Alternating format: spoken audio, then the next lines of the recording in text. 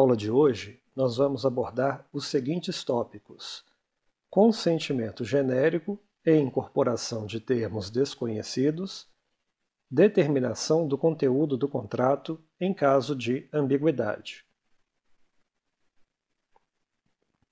O que é o consentimento genérico? O contratante consente de forma genérica quando ele concorda em restar vinculado às cláusulas contratuais propostas pela outra parte, mesmo sem saber o teor preciso das referidas cláusulas. Por outro lado, quando ele tem ciência do teor das referidas cláusulas com as quais ele está concordando, o seu consentimento é específico. Então, o critério para diferenciar o consentimento genérico do específico é o conhecimento preciso sobre o teor de certas cláusulas contratuais. Se o contratante conhece, sabe o conteúdo dessas cláusulas com as quais ele está concordando, seu consentimento é específico. Se ele não sabe, ele apenas sabe da existência das cláusulas, concorda em restar vinculado a essas cláusulas, mas não sabe o que elas dizem, então seu consentimento é genérico. Genérico por quê? Porque ele concorda em estar vinculado, mas não sabe o conteúdo preciso das cláusulas com as quais ele está concordando. Em princípio, o consentimento genérico pode ser apto a formar o contrato com a inclusão das cláusulas desconhecidas, que foram elaboradas pela outra parte, desde que o declarante tenha tido uma oportunidade razoável de tomar prévio conhecimento do teor das referidas cláusulas. O consentimento genérico, sem tal oportunidade, não é apto a formar o contrato com a inclusão das cláusulas desconhecidas pelo declarante. Nós veremos posteriormente que, em algumas ocasiões, não há a formação de qualquer contrato se o sujeito não teve essa oportunidade. Em outras ocasiões, há a formação de um contrato, porém sem a incorporação dessas cláusulas desconhecidas. Em princípio, para ocorrer a formação do contrato, é necessário um consentimento específico em relação ao teor ou ao método de fixação do teor de todas as cláusulas essenciais. Então, existe uma diferença entre o consentimento que pode ser dado a cláusulas secundárias de menor importância e a essas cláusulas essenciais. No caso das essenciais, o consentimento ele não pode ser genérico. Ele tem que ser específico, ou em relação ao teor preciso da cláusula, ou então, pelo menos, em relação ao método de fixação do teor dessa cláusula. Mas tem que ser um consentimento específico.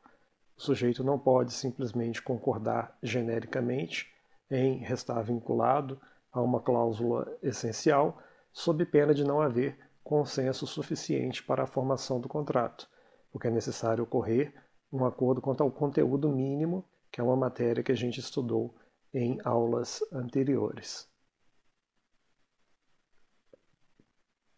Por quais motivos o contratante fornece um consentimento genérico? O contratante consente de forma genérica em relação a determinados termos contratuais por vários motivos.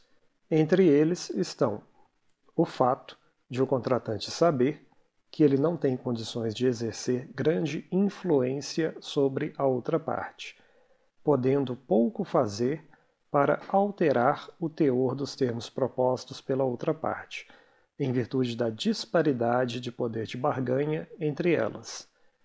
Isso normalmente acontece no contexto dos contratos de adesão. O que é um contrato de adesão?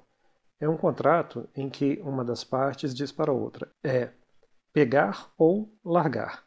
Você não tem opção de negociar comigo o conteúdo do contrato. Eu não vou ceder 1 milímetro em relação à minha posição. Então é um contrato em que um dos contratantes diz para o outro que ele pode aderir ou não àqueles termos por ele elaborados. Por isso, o nome contrato de adesão. Em suma, é um contrato em que existe uma grande disparidade de poder de barganha entre as partes. Uma delas é muito mais poderosa do que a outra. E em virtude disso, aquela parte mais poderosa, ela é a responsável pela elaboração das cláusulas do contrato, sendo que ela dá a opção para a parte mais fraca de aderir ou não a esses termos que ela elaborou. Por causa disso, aquela parte mais fraca, ela normalmente nem vai se dar ao trabalho de ler os termos daquele contrato. Ela simplesmente vai concordar sem antes procurar saber o conteúdo, o teor daqueles termos aos quais ela está dando o seu assentimento, a sua concordância. Porque ela prefere assinar sem ler, sem procurar saber o conteúdo daquele contrato?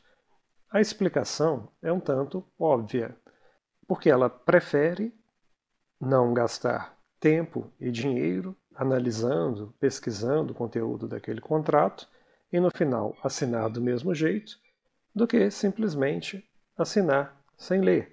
É mais vantajoso economicamente para aquele contratante assinar sem ler, porque ele vai economizar custos que ele teria analisando aquele contrato e tentando barganhar com a outra parte.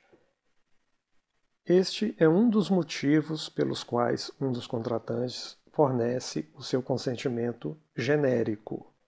O outro motivo é o fato de o contratante ser leigo em direito, não possuindo o conhecimento necessário para compreender o teor dos termos propostos pela outra parte. O fato do sujeito não ter conhecimento jurídico também é uma grande motivação para a realização desse consentimento genérico. De que adianta, às vezes, o sujeito perder tempo tentando analisar e entender o teor de certas cláusulas, se ele pode, logo de início, concordar com aquilo, sem procurar saber? É mais vantajoso, às vezes, ele dar a sua concordância, o seu consentimento genérico, justamente por falta deste conhecimento mais especializado em direito. Além destes dois motivos apontados para que o contratante forneça o seu consentimento genérico, existiriam, em princípio, outros motivos, outras razões para aquele contratante fornecer um consentimento de forma genérica ao invés de um consentimento específico. Mas esses dois são dois motivos bastante importantes e que seria necessário destacar para vocês. Quais são os riscos corridos pelo contratante ao dar um consentimento genérico? Em tese, ao consentir de forma genérica, o contratante correria o risco de estar submetido a cláusulas abusivas em seu contrato. Em tese, na teoria. Entretanto, tal risco é bastante reduzido, considerando-se que o ordenamento jurídico considera tais cláusulas como absolutamente nulas, não importando a natureza do consentimento dado a tais cláusulas, ainda que específico e bem informado. O ordenamento impõe limites à autonomia privada, impedindo que as partes coloquem cláusulas abusivas em seus contratos. Não importa, não faz diferença se o sujeito sabia especificamente daquele termo abusivo ou não. Mesmo ele assinando um contrato, tendo conhecimento preciso daquele termo abusivo, ele não vai restar vinculado àquele termo abusivo.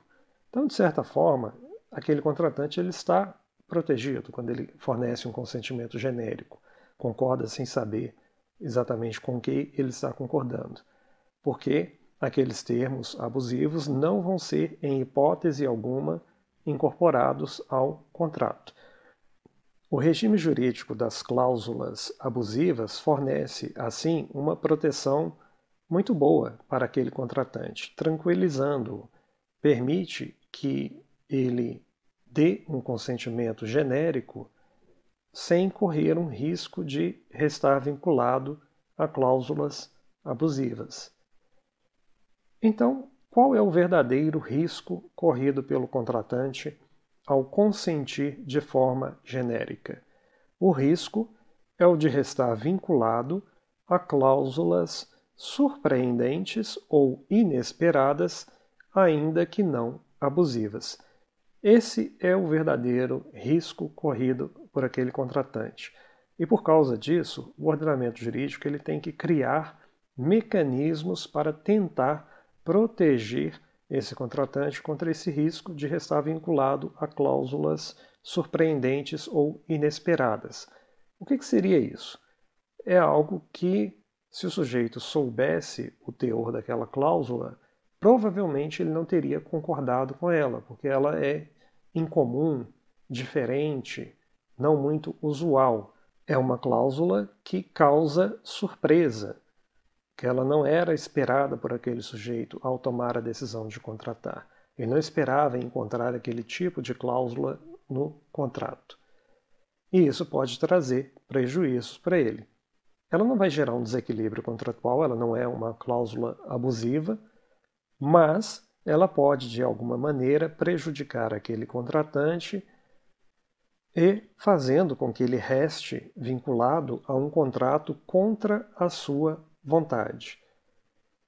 A incorporação ao contrato dessas cláusulas surpreendentes e inesperadas poderia acabar desrespeitando a autonomia privada daquele contratante, porque talvez elas fossem cláusulas com as quais ele não teria concordado se ele soubesse de antemão o teor dessas cláusulas, se ele soubesse o teor delas antes de tomar a decisão de contratar.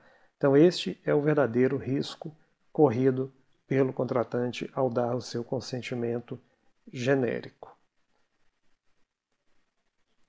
É possível proteger o contratante contra as cláusulas surpreendentes e inesperadas? É uma pergunta que a gente deve fazer.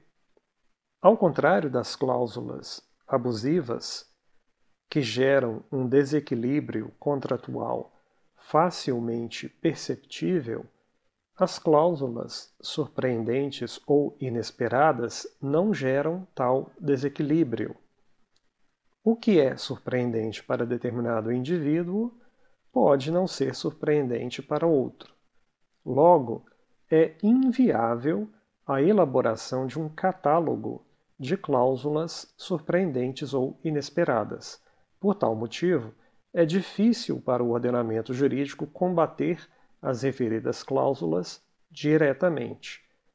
Ele precisa empregar meios indiretos para combatê-las, que variam de acordo com o tipo de contrato de adesão que faz uso de tais cláusulas. Em outras palavras, o ordenamento não tem como atacar diretamente o problema dessas cláusulas surpreendentes ou inesperadas. Ele tem que utilizar de mecanismos, meios indiretos para tentar combater este problema, para tentar proteger um dos contratantes contra a vinculação a esse tipo de cláusula contratual. Vamos ver agora quais são os mecanismos de proteção contra cláusulas inesperadas em diferentes tipos de contratos de adesão.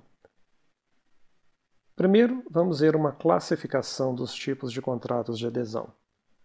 Existe o contrato de adesão padrão, em que todas as cláusulas são disponibilizadas ao cliente no momento da contratação, e existe aquele contrato de adesão com termos diferidos, em que pelo menos algumas cláusulas serão apresentadas ao cliente após a contratação.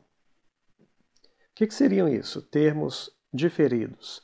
Diferido é atrasado no tempo, postergado. Significa o quê?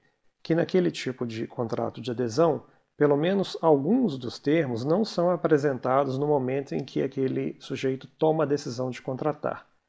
Eles serão apresentados posteriormente, depois que ele já celebrou o contrato, é que ele vai tomar conhecimento do conteúdo daqueles termos contratuais. Alguns termos, no momento em que ele toma a decisão de contratar, ele já sabe o teor preciso desses termos, enquanto esses outros termos eles não são apresentados no momento da contratação. Então o sujeito às vezes sabe da existência deles, sabe que a outra parte vai querer incorporá-los ao contrato, mas ele não tem conhecimento preciso do conteúdo desses termos. Por isso, termos diferidos, quer dizer, atrasados, postergados no tempo para um momento posterior à contratação. Esses contratos de adesão com termos diferidos, eles são cada vez mais comuns nos dias de hoje. Vamos dar exemplos. Imaginem que eu faço uma compra de uma passagem aérea por telefone. No momento em que eu tomo a decisão de contratar, eu negocio alguns termos contratuais, o preço, forma de pagamento e alguns outros termos contratuais, mas eu não tenho pleno conhecimento de todo o teor do contrato de transporte aéreo. Existirão cláusulas lidando com responsabilidade da companhia aérea por extravio de bagagem, cláusulas lidando com multa em caso de desistência do cliente, cláusulas lidando com diversos aspectos daquele contrato. E o atendente do outro lado da linha telefônica ele não vai fazer uma leitura tediosa de páginas e páginas de cláusulas contratuais antes daquele cliente tomar a decisão de contratar e comprar aquela passagem. Eventualmente ele vai ficar sabendo daquelas cláusulas quando ele receber um e-mail, quando ele checar o site da companhia aérea, aí ele vai tomar conhecimento daquelas cláusulas contratuais que não foram apresentadas no momento da contratação. Outro exemplo, eu compro algum aparelho eletrônico, algum eletrodoméstico e dentro da embalagem, quando chega o produto, existem algumas cláusulas contratuais inseridas ali dentro. Outro exemplo, eu compro um cartucho de tinta, um cartucho de impressão. Dentro da embalagem vem algumas cláusulas contratuais estipulando licença de uso daquele cartucho, colocando algumas restrições em relação à comercialização da carcaça daquele cartucho. Outro exemplo, quando eu vou numa banca de jornal comprar um CD, um software, um DVD para instalação no meu computador. Quando eu instalo aquele software no meu computador, aparece uma janela pop-up pedindo para eu dar o meu assentimento, a minha concordância, em relação à licença e os termos de uso daquele software antes de prosseguir com a instalação. Quando eu tomei a decisão de contratar e fui lá na banca de jornal, aqueles termos não me foram apresentados, não tinha um documento impresso em que eu poderia ter feito uma consulta sobre o teor daquela licença. Às vezes na embalagem externa do produto existia uma advertência, produto sujeito à licença de uso, mas não existia uma reprodução detalhada de todos os termos daquela licença, de todos os termos daquele contrato. Eu só vou tomar conhecimento desses termos depois da contratação, depois que eu tomei a decisão de contratar, depois de celebrado em tese o contrato, quando eu venho a tomar conhecimento desses termos contratuais. Ainda outro exemplo, quando eu vou comprar uma passagem de ônibus e recebo no ticket, no verso daquela passagem de ônibus, alguns termos contratuais impressos naquele ticket, naquele ingresso, comprovando o assento, o horário da partida do ônibus. No verso, normalmente, existem vários termos contratuais. Outro exemplo, eu vou entrar no estacionamento, vou pegar o ticket comprovando que eu deixei o meu veículo naquele estacionamento. No verso daquele ticket, muitas vezes existem termos exonerando aquele estacionamento da responsabilidade por certos tipos de acidente que podem ocorrer no local. São termos contratuais que eu venho a tomar conhecimento deles depois que eu tomei a decisão de contratar.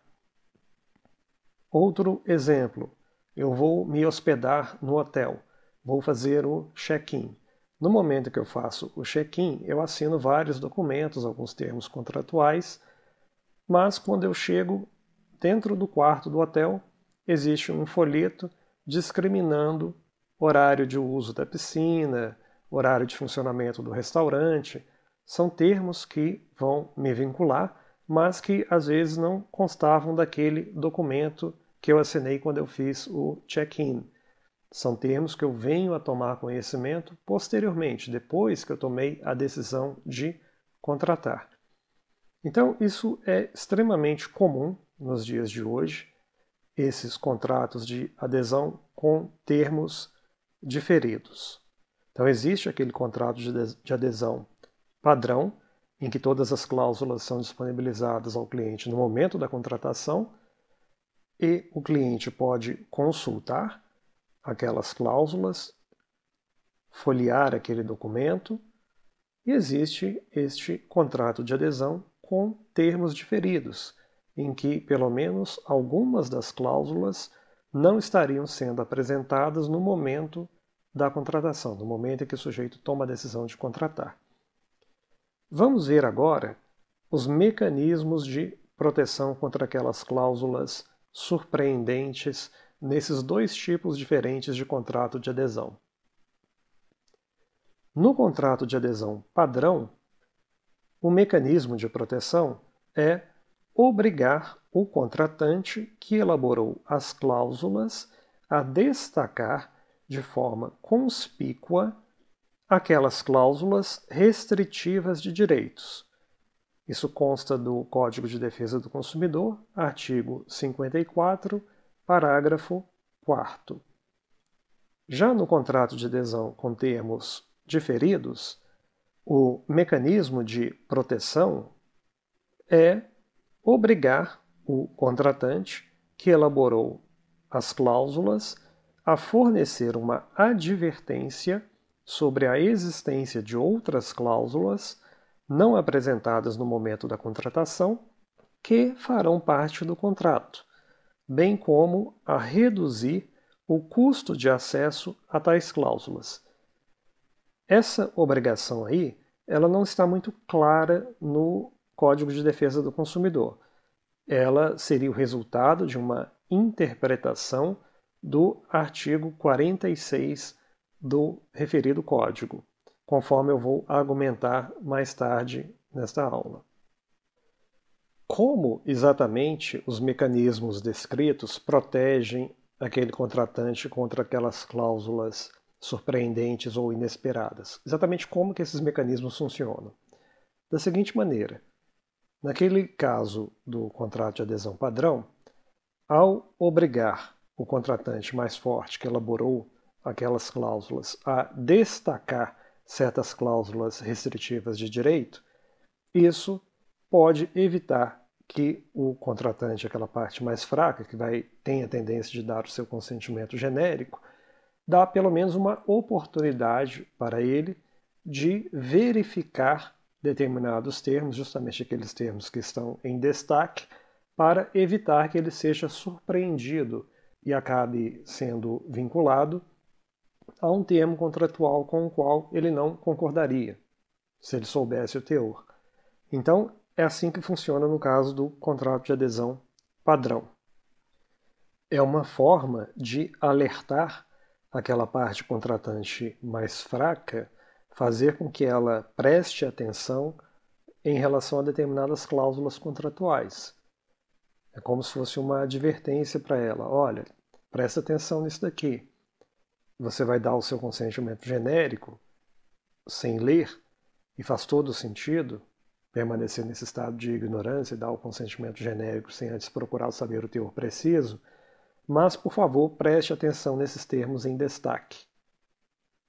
Este é um mecanismo de proteção no caso dos contratos de adesão padrão. Já naqueles contratos de adesão com termos diferidos, seria uma advertência quando aquele contratante que elaborou os termos diferidos e não está disponibilizando naquele momento da contratação, pelo menos ele faz uma advertência ao outro contratante avisando, olha, existem determinados termos que eu não estou apresentando agora, que vão fazer parte do nosso contrato. Se você quiser tomar conhecimento deles antes de seguir em frente com a contratação, você tem que tomar tais e tais providências. Esses termos lidam com o assunto X, Y, Z. Quer dizer, nós vamos descrever daqui a pouco algumas dessas características dessa advertência. O que é importante ressaltar é que o ordenamento jurídico, ao obrigar uma das partes a fornecer este tipo de advertência, ele está protegendo a outra contra uma eventual vinculação a termos surpreendentes, inesperados, porque aí o sujeito, ficando alertado de que existirão termos lidando com determinado assunto X ou assunto Y, ele pode ter curiosidade de saber exatamente qual o conteúdo daquele termo e vai procurar saber o conteúdo daquele termo antes de tomar a decisão de contratar. Vamos ver agora alguns argumentos favoráveis aos contratos de adesão. Existe essa impressão na literatura jurídica brasileira que os contratos de adesão são muito ruins. Existem diversos tipos de problema neles. É verdade, podem existir problemas, mas eles também são muito bons, inclusive para o próprio consumidor. Vamos ver alguns argumentos favoráveis a esses contratos de adesão. Primeiro deles, eles reduzem o custo de redação de termos contratuais, logo, reduzindo o preço dos produtos e serviços. Imaginem que as empresas tivessem que fazer um contrato novo para cada novo cliente com quem elas celebram um contrato. Imaginem o custo de redação desses termos contratuais, com equipes de advogados em cada ponto de venda. Simplesmente seria inviável. Isso ia aumentar demais o preço dos produtos e serviços, prejudicando o próprio consumidor. Então, proibir contratos de adesão não faz o menor sentido. Eles são bons, eles são necessários numa economia moderna, dinâmica. Segundo benefício dos contratos de adesão, eles reduzem o custo de monitoração pelos empresários das cláusulas contratuais inseridas nos contratos negociados pelos seus representantes comerciais. Eles não precisam mais de ficar vigiando o que os seus representantes estão fazendo, já que os termos que vão vincular aqueles empresários são exatamente aqueles termos pré-redigidos que constam daquele contrato de adesão. Esses contratos também eles padronizam os termos contratuais de forma a facilitar a sua interpretação pelas partes e por terceiros, como por exemplo por um julgador. Além dos argumentos em favor dos contratos de adesão em geral, é possível acrescentar, no contexto dos contratos de adesão com termos diferidos, os seguintes argumentos. Esta é a única forma pela qual certos tipos de contrato poderiam ser formados de maneira simples e econômica. Haveria prejuízos para a sociedade como um todo e para os consumidores em particular se não fosse permitida a incorporação dos referidos termos contratuais.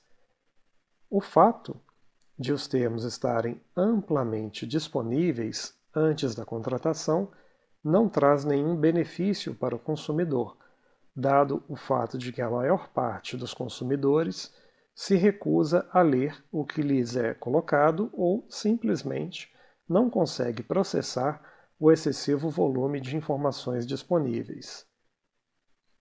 Sob o ponto de vista empírico, os referidos termos contratuais não são, geralmente, abusivos. Ao contrário, os termos explicitamente colocados antes da contratação tendem a ser mais abusivos. Então, são esses os argumentos especificamente favoráveis aos contratos de adesão com termos diferidos.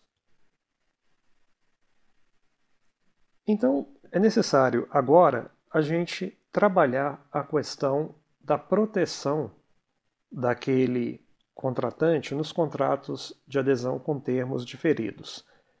Porque a gente já viu o mecanismo de proteção nos contratos de adesão padrão, e ele já é bastante estudado na literatura jurídica brasileira, mas não existe um tratamento muito detalhado do mecanismo de proteção do contratante no contexto desses contratos de adesão com termos diferidos ou termos desconhecidos por um dos contratantes.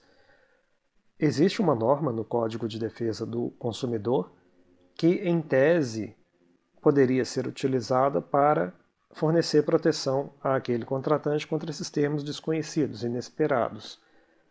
Mas é uma norma que tem alguns defeitos.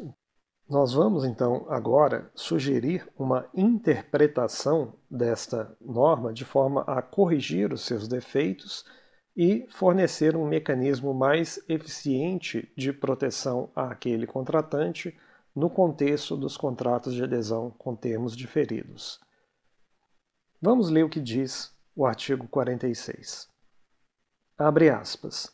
Os contratos que regulam as relações de consumo não obrigarão os consumidores se não lhes for dada a oportunidade de tomar conhecimento prévio de seu conteúdo, ou se os respectivos instrumentos forem redigidos de modo a dificultar a compreensão de seu sentido e alcance. Fecha aspas. Notem que existe uma ambiguidade na redação desse dispositivo. Ele diz que os contratos não obrigarão os consumidores.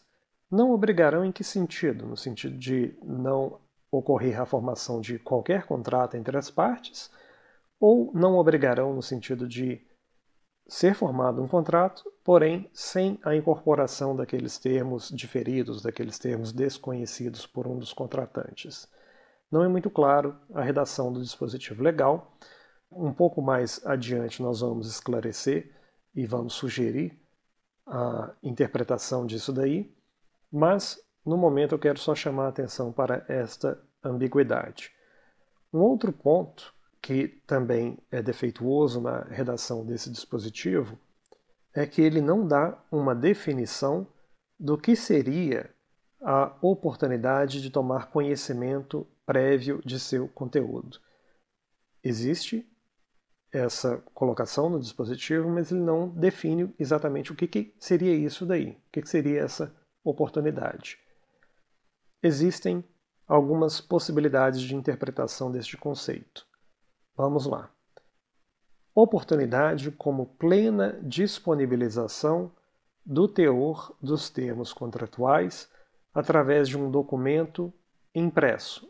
É a primeira forma de interpretar este conceito de oportunidade, que é a maneira preferida pela doutrina consumerista brasileira. Eles defendem esta interpretação do conceito de oportunidade. Significa que o sujeito só teria a oportunidade de tomar prévio conhecimento se aqueles termos tivessem sido apresentados através de um documento impresso que ele pode consultar e folhear antes de tomar a decisão de contratar. Uma outra interpretação deste conceito de oportunidade é a oportunidade como mera possibilidade de acesso aos referidos termos, ainda que difícil e onerosa. Essa interpretação não é defendida por ninguém, mas seria, dentro do espaço interpretativo do conceito de oportunidade, uma possibilidade de interpretação desse conceito. Quer dizer, a oportunidade como mera possibilidade de acesso, ainda que remota, ainda que difícil, mas haveria a oportunidade do sujeito tomar prévio conhecimento do teor daqueles termos contratuais. E, finalmente, uma terceira interpretação do conceito de oportunidade é no sentido de uma oportunidade razoável de tomar prévio conhecimento daqueles termos desconhecidos por um dos contratantes. Sugerimos que a interpretação adequada da oportunidade mencionada no artigo 46 do Código de Defesa do Consumidor é no sentido da terceira hipótese acima descrita. Uma interpretação no sentido da primeira hipótese protegeria o contratante contra o risco de cláusulas inesperadas, mas ao custo de inviabilizar os contratos de adesão com termos diferidos. Então, se para aquele contrato ser plenamente vinculante entre as partes, aqueles termos tivessem que estar num documento impresso, isso encareceria o processo de contratação e inviabilizaria o oferecimento de certos produtos e serviços no mercado, prejudicando o próprio consumidor. Dessa maneira, a interpretação preferida pela doutrina consumerista brasileira é um tiro que sai pela culatra, é um tiro no pé, porque, de fato, até protege aquele contratante contra uma cláusula inesperada. Protege em termos, porque se transformaria aquele contrato de adesão com termos diferidos num contrato de adesão padrão, e o sujeito poderia, de qualquer forma, dar o seu consentimento genérico naquele contrato de adesão padrão, com aquele único mecanismo de colocar em destaque aquelas cláusulas restritivas de direito. Mas poderia fornecer algum tipo de proteção, a princípio, contra essas cláusulas inesperadas, mas ao custo de eliminar e inviabilizar por completo esses contratos de adesão com termos diferidos, que são bons para as partes, são bons para a sociedade. Então, essa posição que é defendida pela doutrina consumerista brasileira não é boa. Essa interpretação do conceito de oportunidade que é dada pela doutrina consumerista brasileira.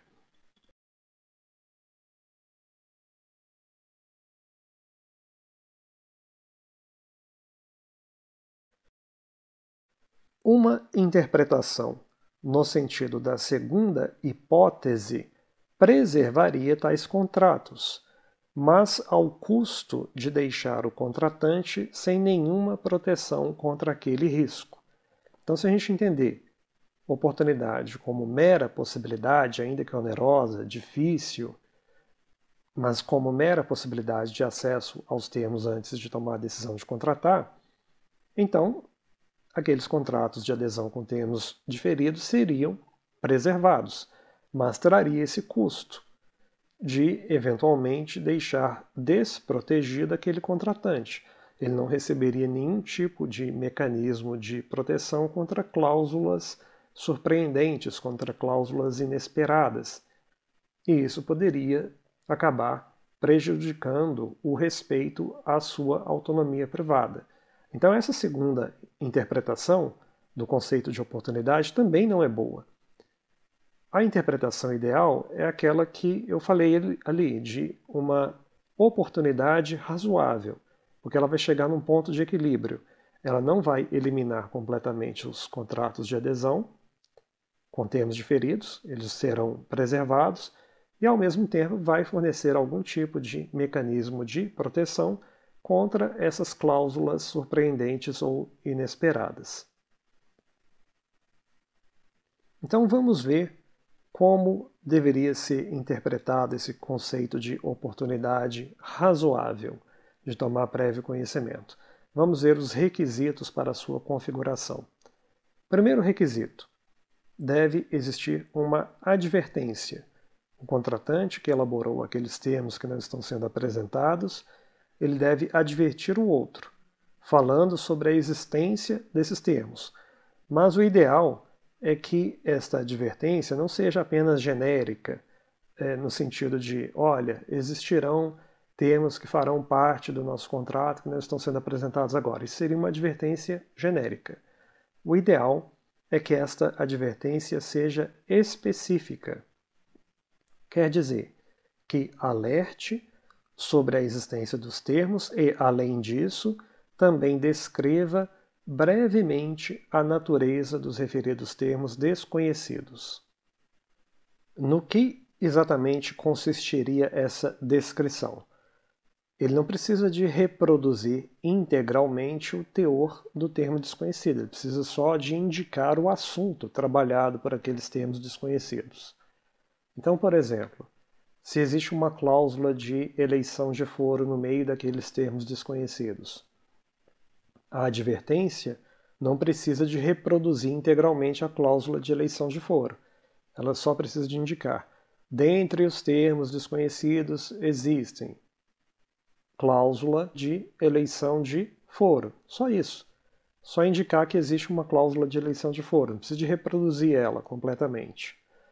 Vamos supor que no meio daqueles termos desconhecidos tem uma cláusula que limita a responsabilidade daquela empresa por danos causados ao cliente. Coloca um teto de indenização. Então seria razoável, nessa advertência, apenas dizer: olha, existe cláusula limitativa da responsabilidade em caso de descumprimento do contrato. Não precisa de descrever o teor preciso daquela cláusula, apenas alertar sobre a natureza, sobre o tipo de assunto trabalhado naquela cláusula contratual que não está sendo apresentada naquele momento. Isso então seria uma advertência específica, que alerte sobre a existência daqueles termos e que descreva, ainda que sucintamente, a natureza daqueles termos que não estão sendo apresentados naquele momento. Além dessa característica de ser uma advertência específica, o ideal é que ela contenha informações sobre a localização dos termos. Falando: olha, esses termos estão registrados no cartório X. Esses termos estão no site da internet tal. Quer dizer, informando ao outro contratante aonde exatamente estão localizados aqueles termos que não estão sendo apresentados no momento. E, além disso, o ideal é que a advertência contenha informações sobre as providências a serem tomadas para se acessar os termos desconhecidos. Quer dizer, um tutorial ensinando aquele contratante que não os conhece a ter acesso àqueles termos. Falando: olha, se você quiser ter acesso a esses termos, você tem que tomar a providência A, B, C e D, ensinando a maneira que aquele contratante deveria fazer para tomar conhecimento daqueles termos. Ensinando um passo a passo, um tutorial de como o contratante tomaria conhecimento daqueles termos.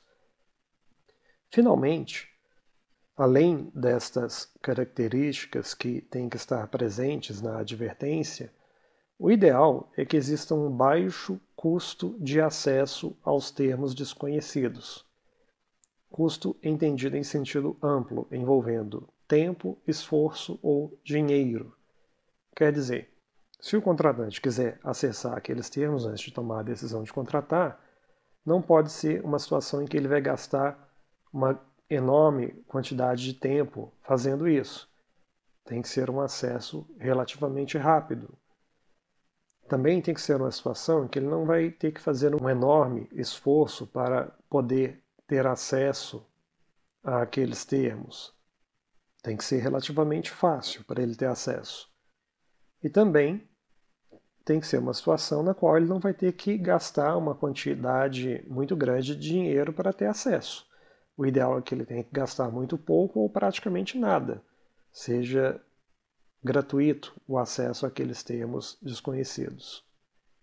Somente se preenchidas essas características em relação à advertência e em relação ao baixo custo de acesso, é que a gente vai poder dizer, então, que aquele contratante teve uma oportunidade razoável de tomar prévio conhecimento daqueles termos antes de tomar a decisão de contratar. E somente nesses casos seria razoável atribuir a responsabilidade àquele sujeito por ter seguido em frente e tomado a decisão de contratar sem antes saber.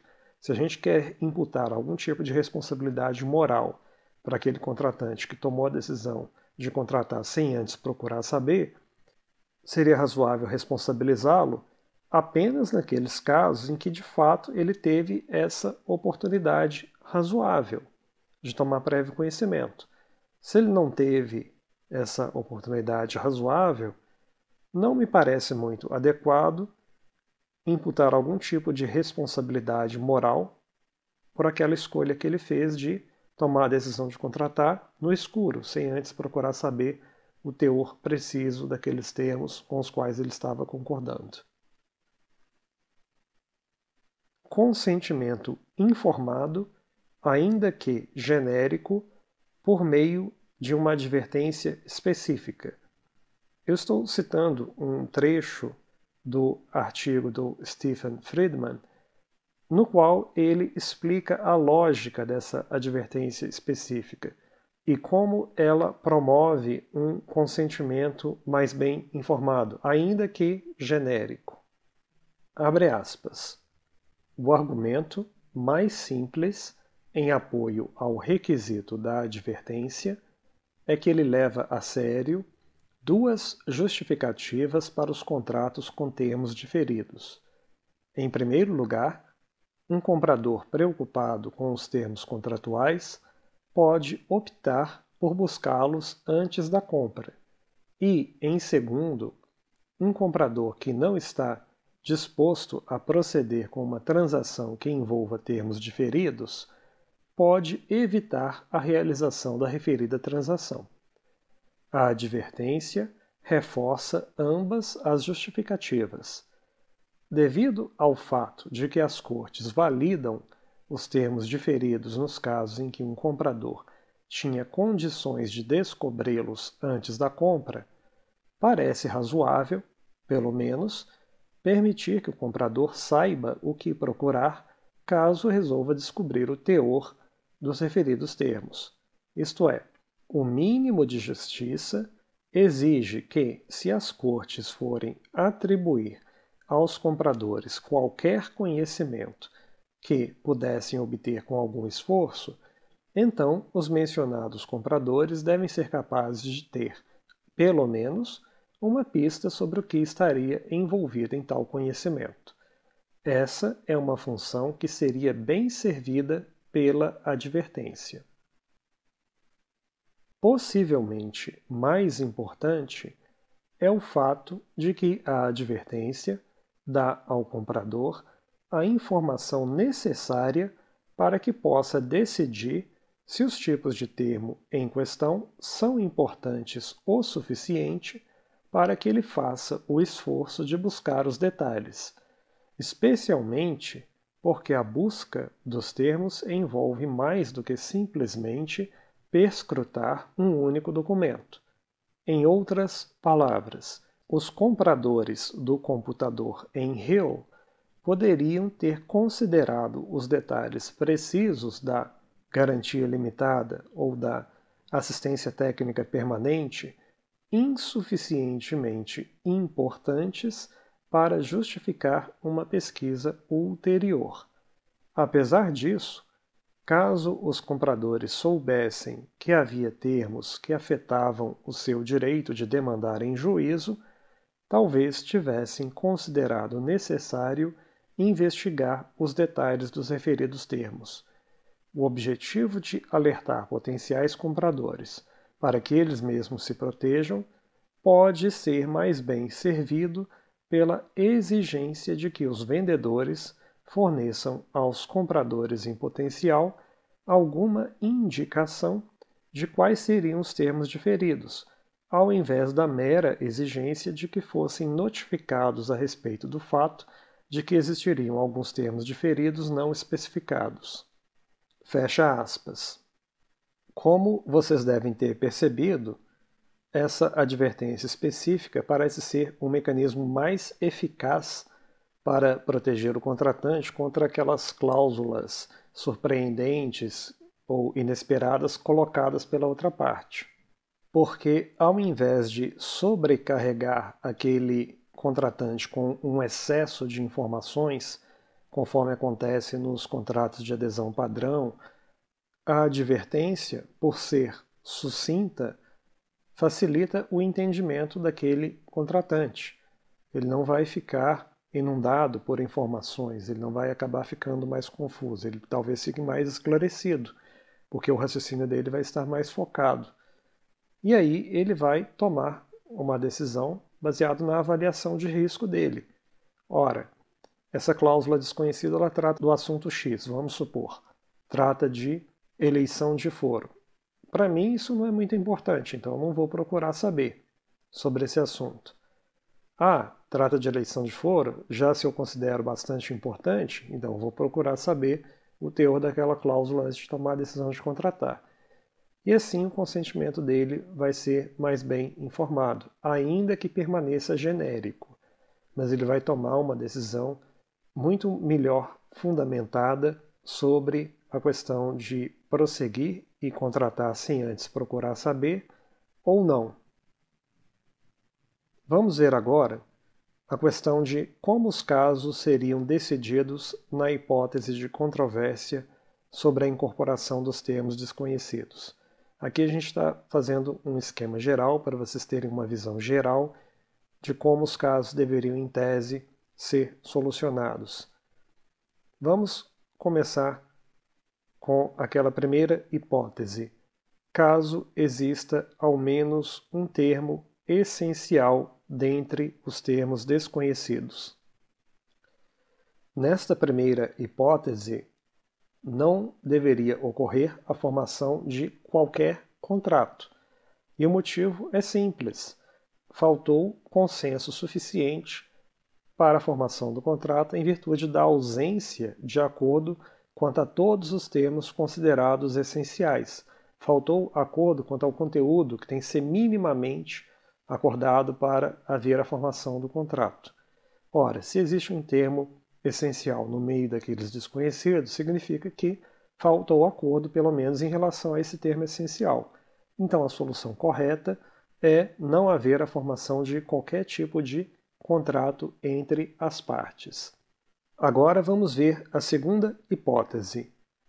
Caso não exista qualquer termo essencial dentre os desconhecidos. A gente tem que distinguir duas situações. Se não houver oportunidade razoável do sujeito tomar prévio conhecimento antes de contratar, ou se houver oportunidade razoável. Naquela primeira situação acima, de não ocorrer, não existir essa oportunidade razoável, a solução correta é haver a formação do contrato sem a incorporação dos termos desconhecidos. Por que essa seria a solução correta? Porque já teria ocorrido consenso suficiente para a formação do contrato, porque já houve acordo quanto a todos os termos essenciais, não tinha nenhum essencial no meio dos desconhecidos, e como não foi dada aquela oportunidade razoável, o mecanismo mais eficiente de proteção do contratante desinformado seria justamente dizer que não existe, não ocorreria a incorporação daqueles termos desconhecidos.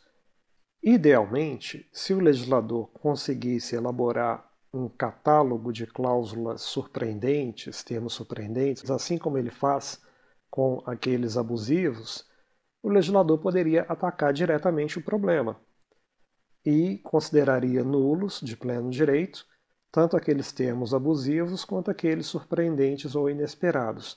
Mas é difícil para o legislador elaborar esse catálogo. Então ele resolve o problema de forma indireta. Se não foi dada a oportunidade do sujeito tomar um conhecimento, e não teve uma oportunidade razoável de tomar conhecimento daqueles termos, eles não vão fazer parte do contrato. Ainda que no meio daqueles termos desconhecidos não exista nenhum termo abusivo, nenhum termo surpreendente ou inesperado. Pode não ter nenhum termo surpreendente ou inesperado no meio deles, mas eles não vão fazer parte do contrato. Repetindo, porque o legislador não tem como atacar diretamente o problema. Então ele utiliza esse meio indireto, utilizando a questão da oportunidade. O contratante não teve a oportunidade, então aqueles termos não vão fazer parte do contrato. E se ele teve a oportunidade? Então ocorrerá a formação de um contrato com a incorporação daqueles termos desconhecidos, ainda que no meio daqueles termos desconhecidos exista algum surpreendente ou inesperado. Mas foi um risco que o contratante quis assumir voluntariamente. Foi uma aposta que ele fez, de contratar sem antes procurar ler, conhecer o teor específico daqueles termos. Então ele deve restar vinculado àquele contrato, ele deve ser responsabilizado moralmente pela escolha que ele fez, já que ele teve aquela oportunidade razoável de tomar prévio conhecimento.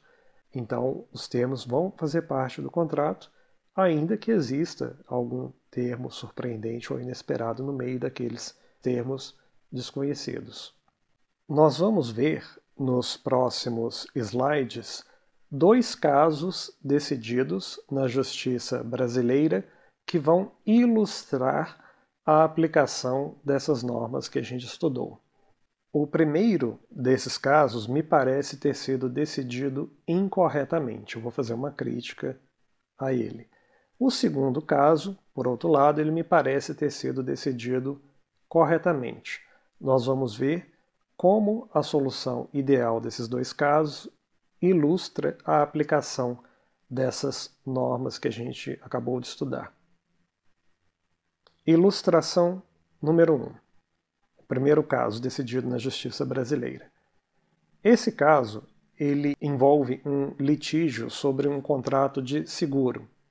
O caso litigado envolvia a incorporação ou não de uma determinada cláusula ao contrato de seguro realizado entre as partes. Um determinado sujeito havia entrado em contato com uma seguradora e contratado um seguro contra o desemprego. Assim como ele poderia ter contratado um seguro contra a perda do seu veículo, um seguro contra danos na sua residência, no caso aqui, o objeto segurado foi o emprego dele. Se ele ficasse desempregado, ele poderia receber uma determinada quantia da seguradora. Então esse era o sinistro previsto no contrato de seguro.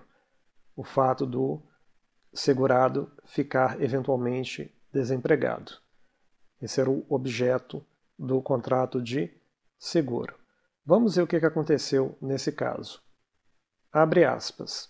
Na sentença, entendeu o juiz de primeiro grau que se reputa incontroverso o fato de que a relação empregatícia entre o autor apelante e a empresa Sucatrans de Juiz de Fora Limitada durou apenas 6 meses. Salientou que, para fazer jus ao pagamento da verba securitária, é necessário que o vínculo laboral perdurasse por, no mínimo, 12 meses, consoante cláusula contratual expressa, o que não ocorreu no caso dos autos. Assim sendo, indeferiu o pleito formulado pelo autor. Inconformado, alega o autor apelante que a cláusula restritiva de cobertura não lhe foi informada no momento da contratação. Acrescenta que os certificados que lhe foram entregues denotavam ser a cobertura irrestrita e incondicional. Vamos parar um pouquinho a leitura aqui. Então, neste seguro contra o eventual desemprego do segurado, existia uma cláusula que dizia que o segurado ele só poderia receber da seguradora se ele fosse demitido depois de estar trabalhando por no mínimo 12 meses. Se ele fosse demitido antes disso, ele não poderia receber da seguradora. O segurado alega que no momento em que ele tomou a decisão de contratar, ele não tinha conhecimento, não tinha ciência dessa cláusula contratual, porque ela não foi mostrada para ele, não foi informada e ele não teve acesso a essa cláusula no momento em que ele tomou a decisão de contratar, e não teve a oportunidade de tomar conhecimento dela. Por causa disso, aquele segurado alega que essa cláusula não deveria ter sido incorporada ao contrato. Vamos então continuar a leitura. Por outro lado, sustenta a apelada que as condições gerais do contrato de seguro foram redigidas de forma clara e em perfeita consonância com os ditames do CDC. Esclarece que tal documento foi enviado ao apelante juntamente com a apólice, razão pela qual é insustentável o argumento de que o apelante não conhecia os limites da cobertura contratada. Deve-se ressaltar que as condições gerais acostadas às folhas 82 e 85 estabelecem o seguinte: importante, somente serão considerados elegíveis ao recebimento da indenização os segurados que, na data da rescisão do contrato, tiverem vínculo empregatício com a respectiva carteira profissional de trabalho assinada e comprovarem ter estado trabalhando para a mesma empresa por um período mínimo e ininterrupto de 12 meses e que possuam pelo menos 60 dias no referido seguro. Estava na folha 82. Registre-se que tal cláusula foi redigida em negrito. Ademais, a expressão importante imprime um tom de advertência à informação. Por tudo isso, infere-se que não houve infringência aos comandos do CDC, relativos à clareza e suficiência das informações prestadas. Vejam bem, isso daqui é obter dictum, isto é, algo sobre o qual os juízes discorreram, mas que não tem relevância para o caso decidido. O objeto da disputa não é se aquela cláusula restritiva do direito daquele segurado estava redigida com destaque ou não. Isso não foi o que foi disputado.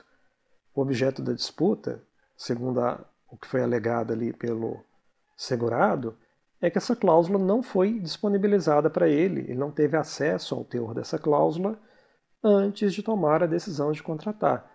Então, o fato dela estar redigida com destaque ou não é irrelevante para a solução do caso. Alega o apelante que não recebeu as condições gerais e, portanto, não teve conhecimento da cláusula limitativa da cobertura. Todavia, tal alegação não pode prosperar, como se passará a expor.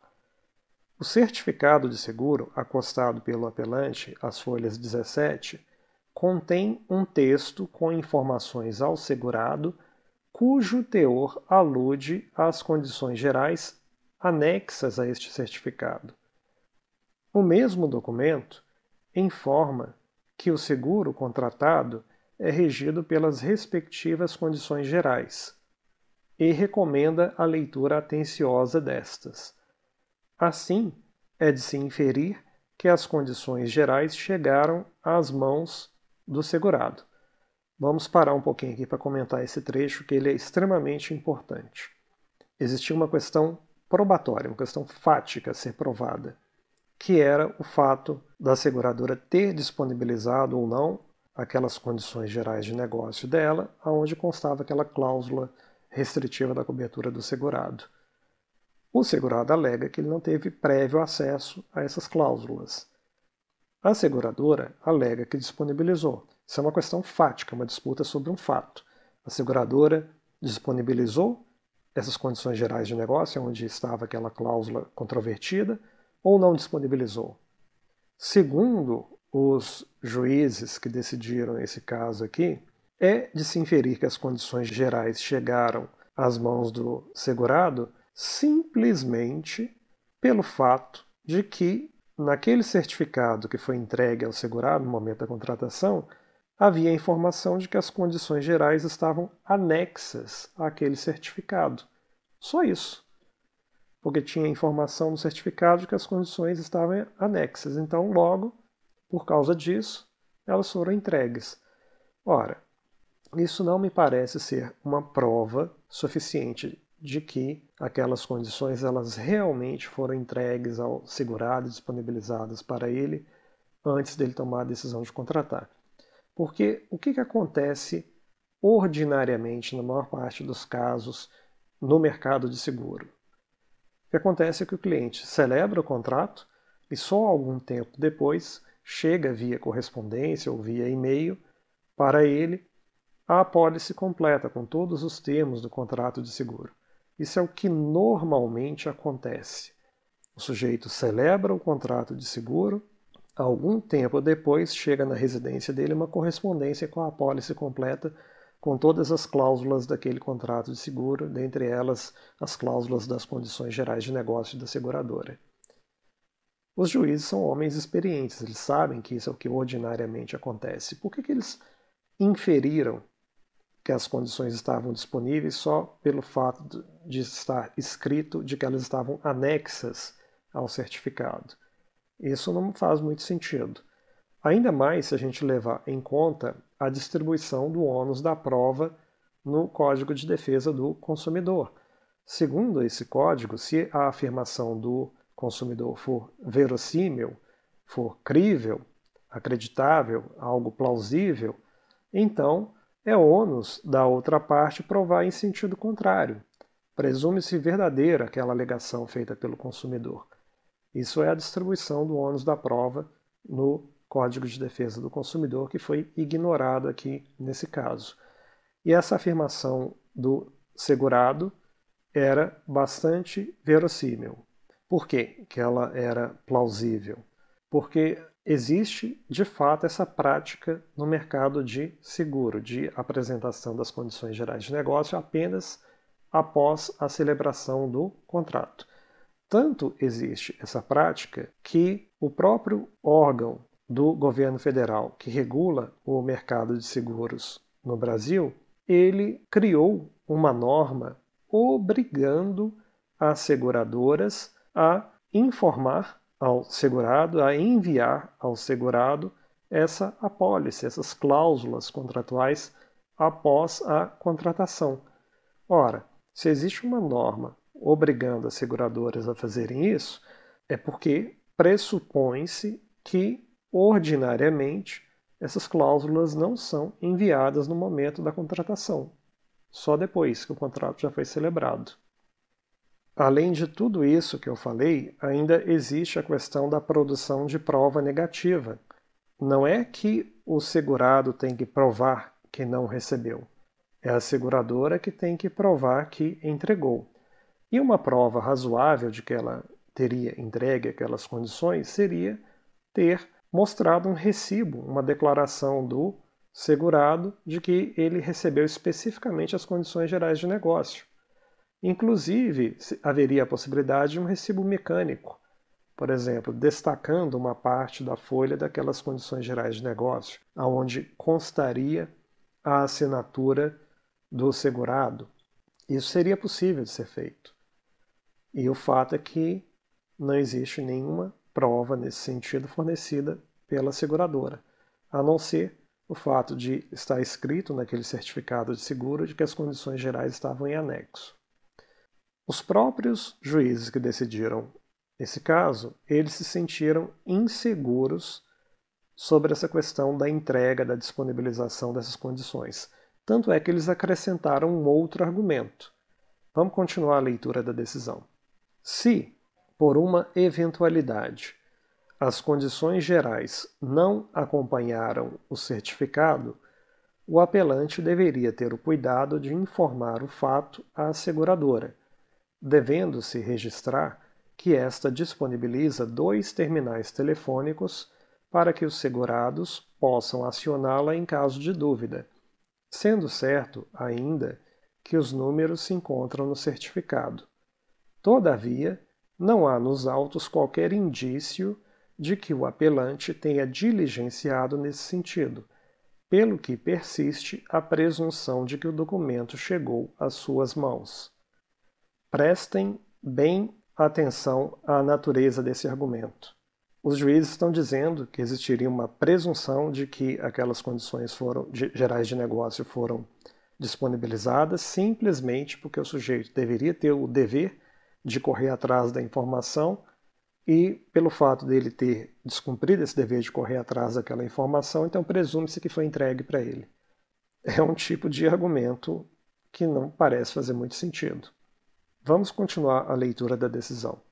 Por tais razões, entendo que não há que se falar em desobediência aos comandos normativos do CDC, motivo pelo qual agiu com acerto o juiz sentenciante ao julgar improcedente o pedido formulado na inicial.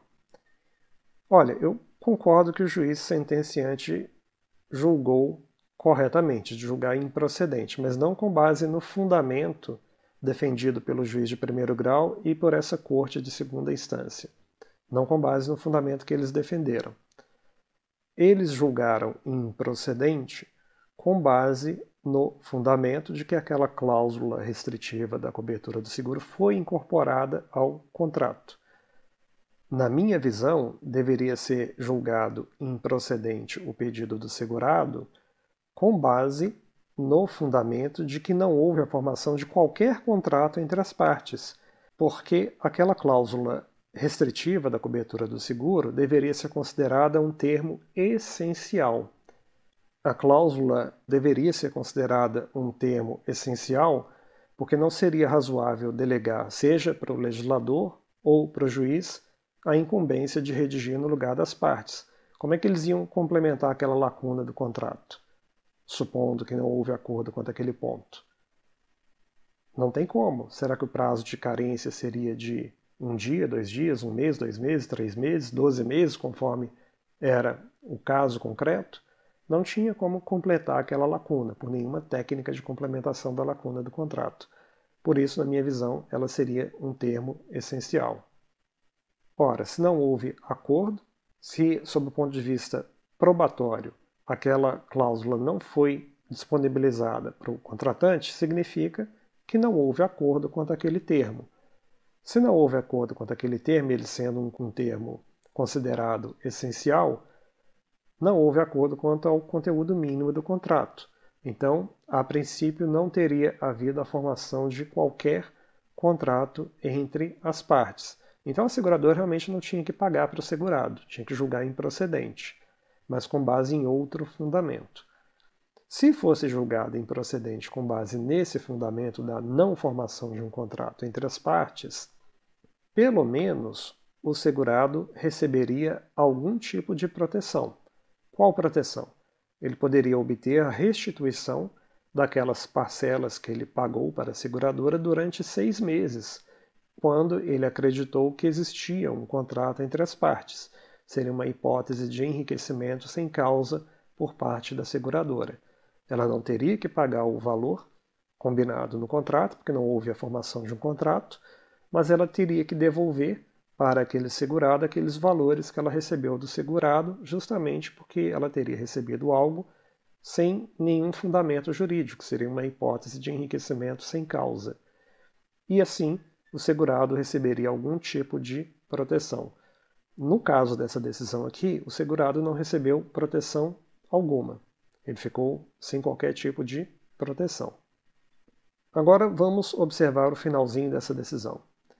Conquanto não haja impugnação a esse respeito, vale destacar que a cláusula em comento não encerra qualquer obrigação iníqua ou abusiva, apta a ensejar a aplicação do disposto no artigo 51 do CDC.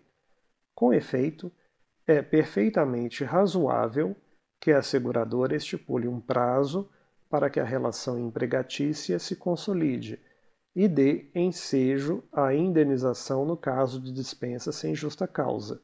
Com tais fundamentos, entendo que o apelante não faz jus ao recebimento da verba securitária pactuada, pelo que não há que se falar em reforma da sentença. Fecha aspas. Observem que essa parte final da decisão confirma tudo aquilo que eu havia falado para vocês anteriormente, que o risco que o contratante está correndo quando ele é vinculado a esses termos desconhecidos, não é o risco de estar vinculado a um termo abusivo, que a princípio geraria um desequilíbrio contratual claro, evidente. O risco não é esse. O risco é o risco de estar vinculado a um termo contratual surpreendente, inesperado, com o qual ele não teria concordado se ele soubesse o teor desse termo antes de tomar a decisão de contratar. Talvez aquele segurado, nesse caso concreto aqui, se ele soubesse que ele teria que permanecer empregado por um período mínimo e ininterrupto de 12 meses, antes de ser demitido para poder receber alguma coisa da seguradora, talvez ele tivesse tomado outra decisão, talvez ele tivesse tomado a decisão de não contratar, dados os riscos de ficar desempregado que ele estava correndo.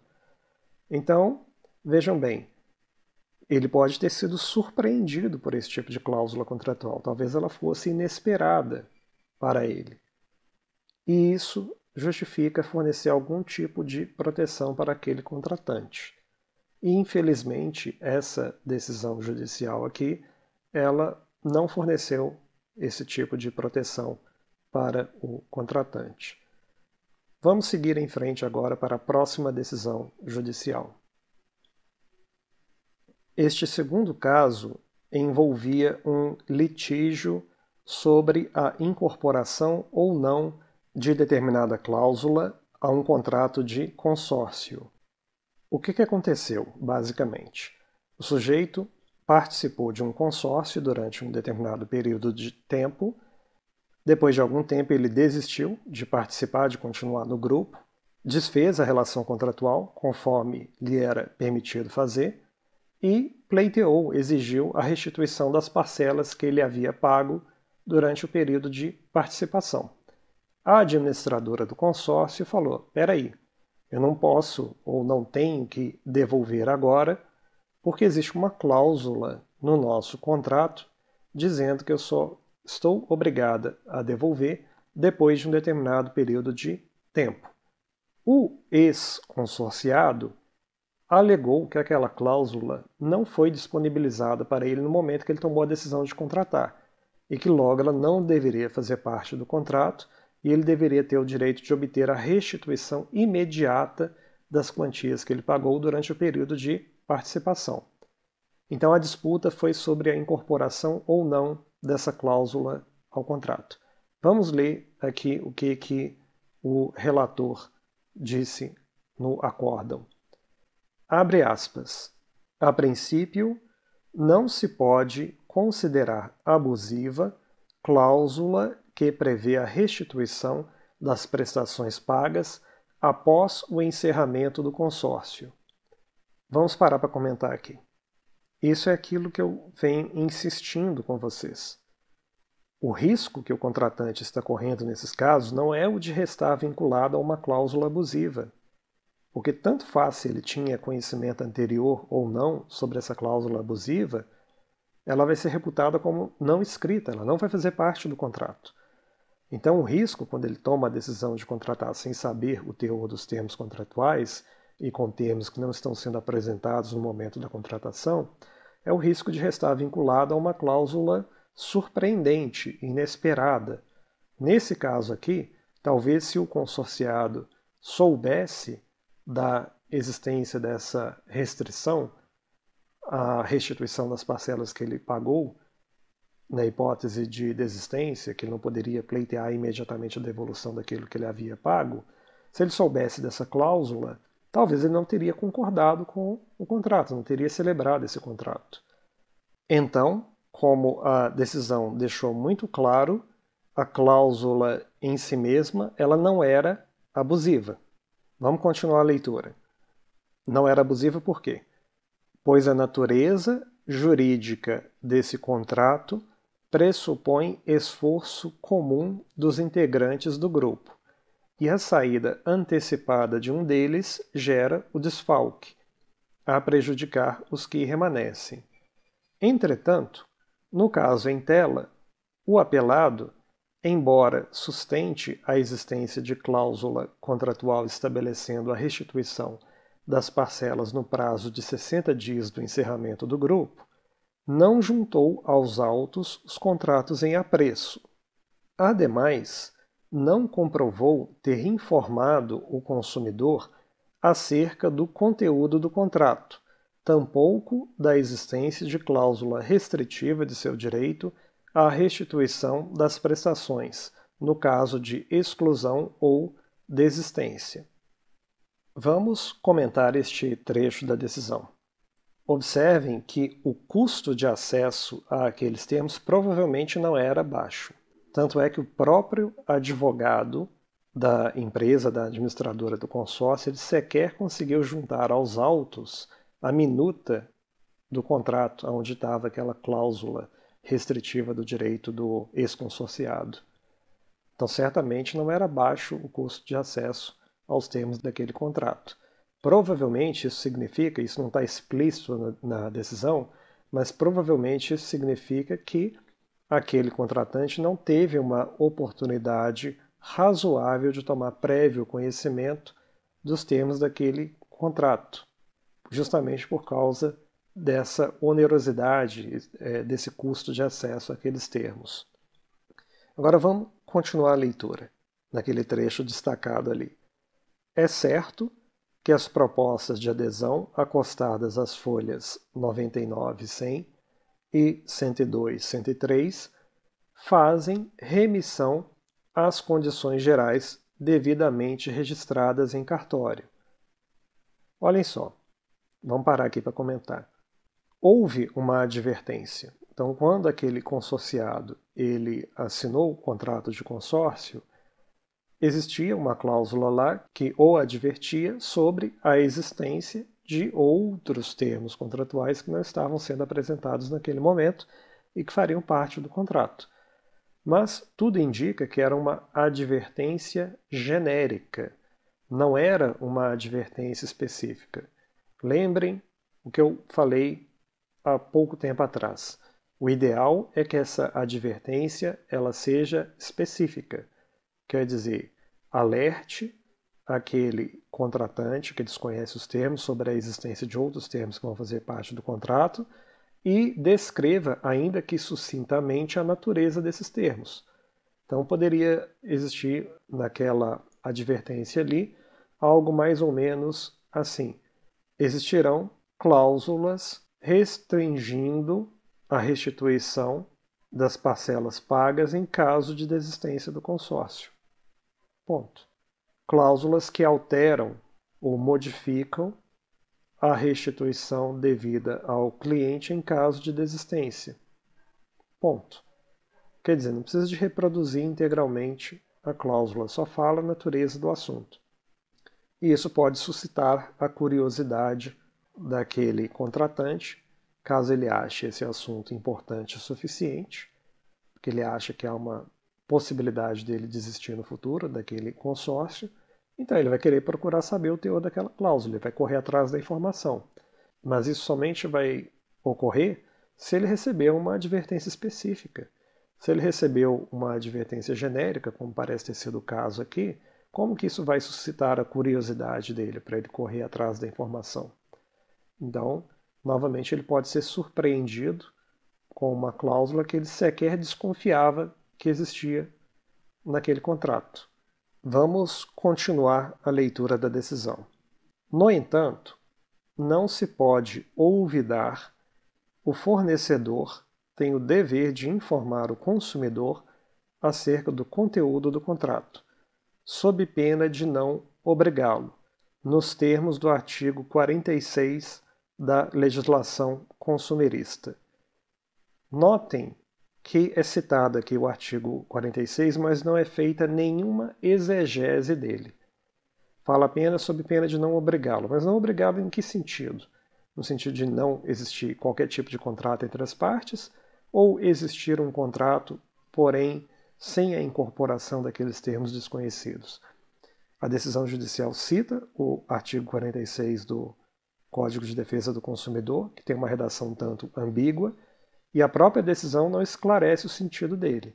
A gente vai ver, bem no finalzinho dessa decisão, que de fato a solução acolhida foi no sentido, nesse caso concreto, foi no sentido de permitir a formação de um contrato sem a incorporação daqueles termos desconhecidos. Mas isso é uma inferência que a gente faz do conteúdo dessa decisão, que a gente vai ver daqui a pouco. Mas o importante é ressaltar isso. O legislador cita o dispositivo legal do CDC, mas não faz um comentário, não explica o significado dele. Então existe uma certa ambiguidade na própria decisão judicial. Vamos continuar a leitura. Desse modo, a ausência de previsão expressa nas propostas acerca da cláusula restritiva, a qual, ressalte-se, deve ser redigida com destaque, artigo 54, parágrafo 4º, leva à presunção relativa de que o consumidor não foi devidamente informado de que a restituição das parcelas pagas ocorreria no prazo máximo de 60 dias após o encerramento do grupo, sendo certo que o apelado não se desincumbiu do ônus de realizar a prova em contrário, pois sequer acostou aos autos cópia do regulamento registrado em cartório. Assim, a restituição das parcelas deve ser realizada imediatamente, deduzida, é claro, a taxa de administração e ou adesão, conforme pleiteado pelo autor, ora apelante. Fecha aspas. A gente sabe que a solução foi no sentido de que houve a formação de um contrato, mas sem a incorporação daquela cláusula disputada ali, por causa desse trechozinho aqui. Deduzida, é claro, a taxa de administração e ou adesão. Se a solução fosse no sentido de não ter ocorrido a formação de qualquer tipo de contrato, não seria deduzida essa taxa de administração e ou adesão. E aquela empresa administradora do consórcio teria que devolver integralmente as parcelas pagas pelo ex-consorciado, porque haveria uma hipótese de enriquecimento sem causa, ela teria recebido algo com base em nada, em nenhum tipo de contrato, teria que devolver integralmente. O fato da administradora poder deduzir a taxa de administração e ou adesão significa, então, que no entendimento desses juízes aí, houve a formação de um contrato, porém sem a incorporação daquela cláusula disputada ali que adiava, postergava no tempo a restituição das parcelas pagas pelo ex-consorciado depois que ele desistiu de participar daquele consórcio. Quer dizer, aquela cláusula não foi incorporada ao contrato. E é uma solução correta, porque, lembrando daquele esquema que eu coloquei, é uma situação em que houve acordo em relação a todos os termos essenciais e que não foi dada uma oportunidade razoável para um dos contratantes de tomar prévio conhecimento do conteúdo do contrato. Então a solução correta é essa. Ocorreu a formação de um contrato entre as partes, porém sem a incorporação daqueles termos desconhecidos, que não fizeram parte então do contrato. Essa solução que foi aplicada nesse caso está correta. O que não foi, na minha visão, a solução correta, foi a solução aplicada na primeira ilustração, no primeiro caso anterior, que envolvia o contrato de seguro contra o desemprego daquele segurado. Naquele caso, na minha visão, não teria ocorrido um acordo quanto a todos os termos essenciais, porque aquela cláusula disputada, que, sob o ponto de vista do direito probatório, na minha visão, o juiz deveria ter considerado que aquilo não foi disponibilizado para ele. Então, se não foi disponibilizado para ele, significa que faltou acordo quanto àquele termo. E como aquele termo era um termo essencial, a solução correta, na minha visão, é no sentido de que não teria ocorrido a formação de qualquer contrato entre as partes. Então, aqui eu passei essas duas ilustrações para representar, mostrar como seriam aplicadas na prática aquelas normas descritas sobre o consentimento genérico e sobre a incorporação ou não ao contrato dos termos desconhecidos por uma das partes. Vamos agora tratar de um outro tema. Determinação do conteúdo do contrato em caso de ambiguidade. É possível surgir algum tipo de ambiguidade ao término das negociações, a respeito de quais termos fazem parte do contrato, especialmente quando o consenso foi obtido de forma gradativa e não há um documento final com o objetivo de reunir, em um único lugar, tudo aquilo que foi sendo acordado ao longo das negociações. Assim, é possível que diferentes termos contratuais tenham sido registrados em diferentes documentos, confeccionados em diferentes momentos durante as negociações. Suponha, a título de ilustração, que as partes negociaram um contrato em 20 rodadas e que o termo X, objeto de disputa entre as partes, foi acordado na terceira rodada. Uma das partes alega que o termo faz parte do contrato, enquanto a outra alega que, ao final das negociações, o referido termo já havia sido excluído pelas próprias partes, não fazendo parte do contrato. Como resolver a disputa? Esse tipo de disputa ela pode surgir nesse tipo de negociação, em que, para a obtenção do consenso, as partes vão negociando o futuro contrato pouco a pouco, por etapas. O consenso vai surgindo gradativamente. E aí, conforme eu disse, podem existir inúmeros documentos diferentes representando parcelas, partes do acordo. E às vezes não existe um documento final reunindo tudo aquilo dali. E pode virar uma bagunça, pode surgir dúvida a respeito do que faz parte ou não faz parte do contrato. Então, num caso como esse, surgindo uma disputa entre as partes e não existindo um documento final que reuniu tudo aquilo que foi anteriormente acordado, na minha visão, o juiz deveria presumir que aquele termo faz parte do contrato. Por quê? Porque existe algum tipo de prova ou indício de que ele foi acordado em algum momento, em algum ponto da negociação, durante as negociações, aquilo foi objeto de acordo. Então, existindo prova nesse sentido, e o juiz ficando na dúvida sobre a intenção das partes ao final da negociação, me parece que a solução correta seria, então, nesse sentido de dizer que aquele termo faz parte do contrato. Agora, vamos fazer uma outra suposição.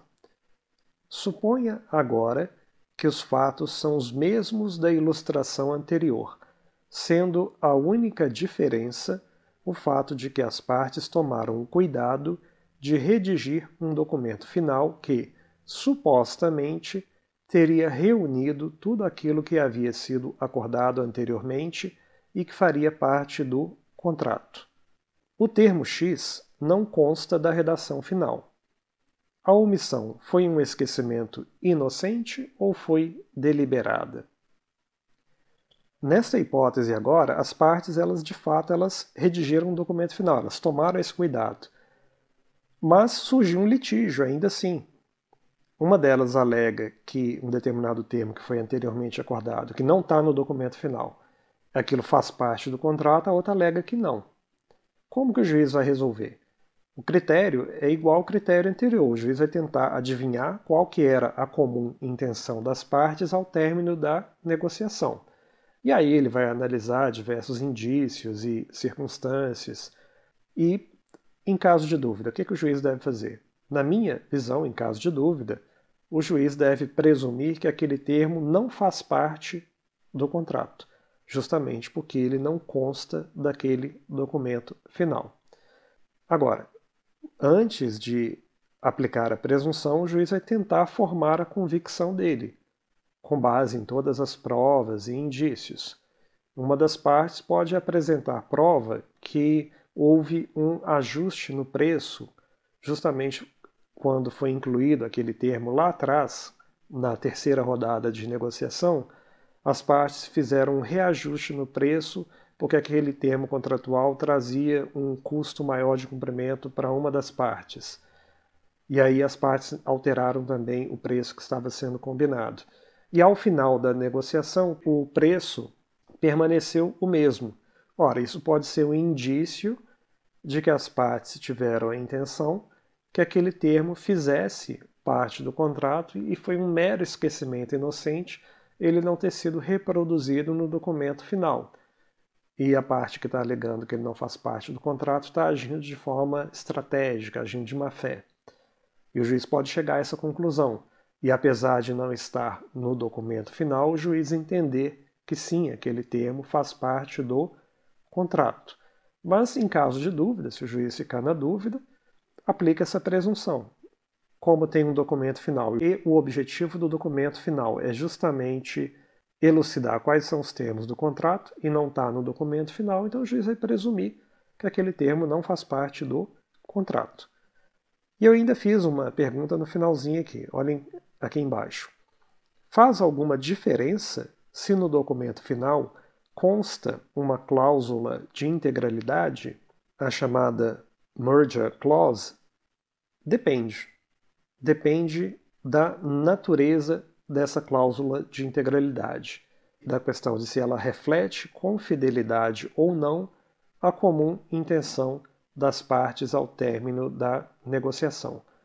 Porque pode ser que essa cláusula de integralidade, ela, por si mesma, ela tenha sido bem pensada, as partes redigiram ela com bastante cuidado para alcançar o objetivo por ela visado. E qual que é o objetivo visado pela cláusula de integralidade? É justamente esclarecer para o juiz qual que era a comum intenção das partes ao término da negociação. A cláusula de integralidade ela diz o seguinte: quaisquer termos que foram anteriormente acordados e que não estão reproduzidos no documento final não vão fazer parte do contrato. Então, é uma cláusula que não é primariamente endereçada para as próprias partes. É uma cláusula que é primariamente endereçada ao juiz.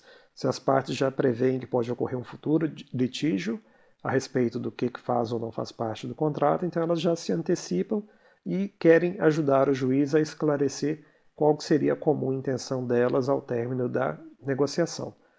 Vamos ver o que diz os princípios do direito contratual europeu a respeito do assunto. Como o PECL regula a cláusula de integralidade, Merger Clause.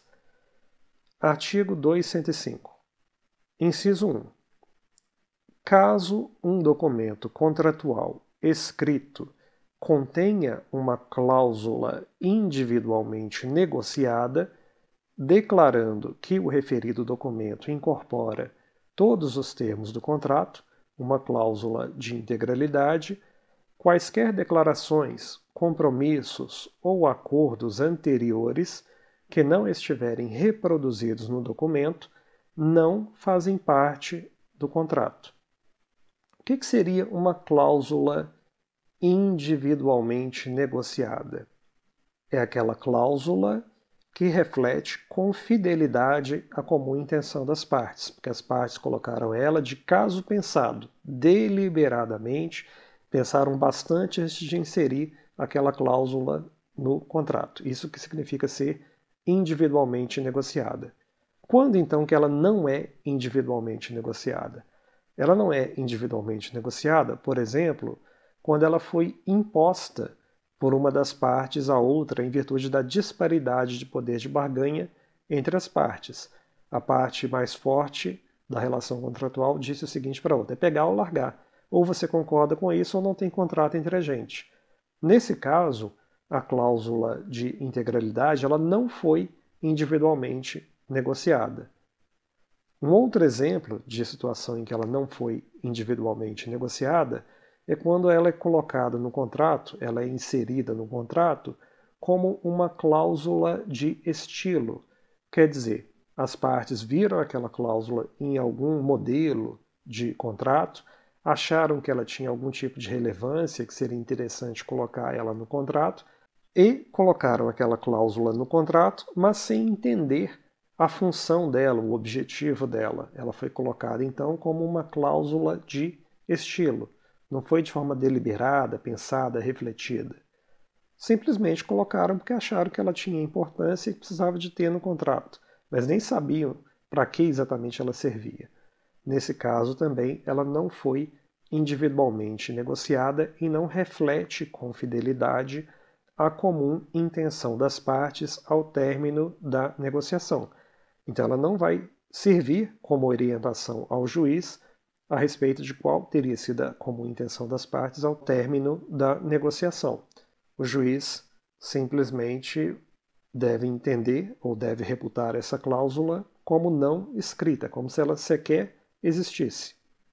E isso está refletido no inciso número 2 aqui dessa norma dos princípios do direito contratual europeu. Vamos ver o que diz o inciso 2. Caso a cláusula de integralidade não tenha sido individualmente negociada, ela irá apenas estabelecer uma presunção de que a intenção das partes era no sentido de que as suas declarações, compromissos ou acordos anteriores não iriam fazer parte do contrato. Esta norma não poderá ser afastada ou restringida. Então, volta-se àquela situação. É como se fosse aquela situação de existir um documento final, redigido pelas partes, mas sem uma cláusula de integralidade, em que existe apenas aquela presunção de que aquilo que não está no documento não vai fazer parte do contrato. É como se aquela cláusula de integralidade sequer existisse, ela não vai valer de nada. Já naquela norma do inciso 1, vai ser dada plena eficácia para aquela cláusula de integralidade, porque ela vai refletir com fidelidade a comum intenção das partes ao término da negociação. Antes de seguirmos em frente, vamos fazer uma leitura desta norma do inciso 4. Uma parte poderá ser impedida, em virtude de suas declarações ou conduta, de se valer de uma cláusula de integralidade na medida em que a outra parte tenha razoavelmente confiado em tais declarações ou conduta. Então, imaginem, por exemplo, uma cláusula de integralidade que não foi individualmente negociada, porque ela fazia parte de um contrato de adesão. Imaginem que existe uma gravação entre o cliente e o representante comercial da empresa através do telemarketing, aquele representante fazendo promessas para o cliente que não constam das cláusulas escritas do contrato.